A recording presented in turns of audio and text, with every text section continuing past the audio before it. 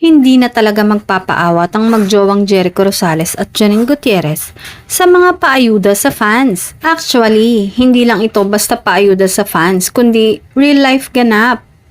Ang tambalang Jericho at Janine ay nagsimulang umingay sa Lavender Fields, ngunit ayon sa dalawa, bago pa magsimula ang serye ay nagde-date na sila.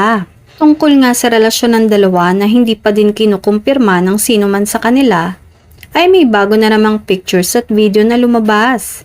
Bonding time ni Janine kasama ang mga best friends niya at syempre hindi mawawala ang boyfriend na si Echo. Nagkaroon ng pajama party ang circle of friends ni Janine sa kanyang bagong kondo at kasama din ang aktor.